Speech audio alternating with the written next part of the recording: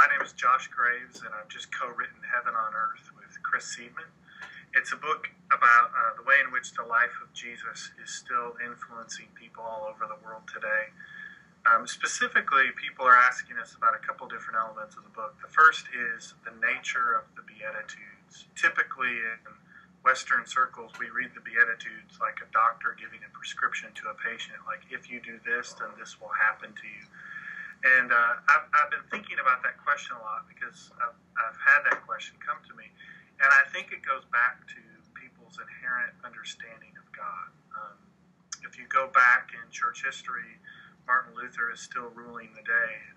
He did some great things, but one thing that came out of the Protestant movement early on is this idea that God is a judge.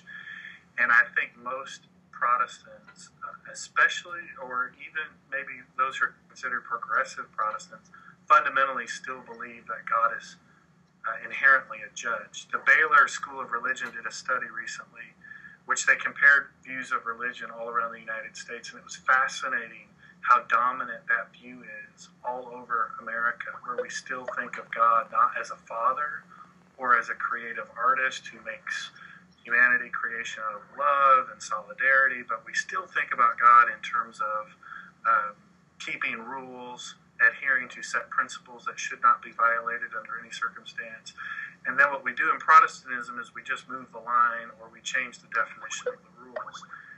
And certainly, I've read enough of the Bible to know that there is an authoritative side of God, and Jesus understands God in that way. But I think it's troubling if your primary view of God is that God is a judge. So, you take the Beatitudes in that context, and you make them into this kind of legalistic notion that if you do this, you will get this. When in fact, Jesus is announcing a new reality that's already taking place. And you can get in line with what God is doing, with what God's announcing. But whether you get in line or not does not make it true, or does not.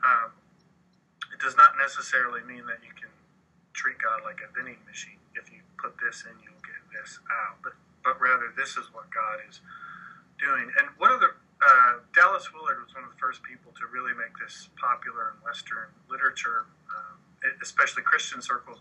But I think one of the real benefits of this is it lets us off the hook of trying to do all the Beatitudes at all times in every season of our life. I suggest to people, what if in your 20s you focus on being a peacemaker and what God is doing among peacemaking efforts in the world?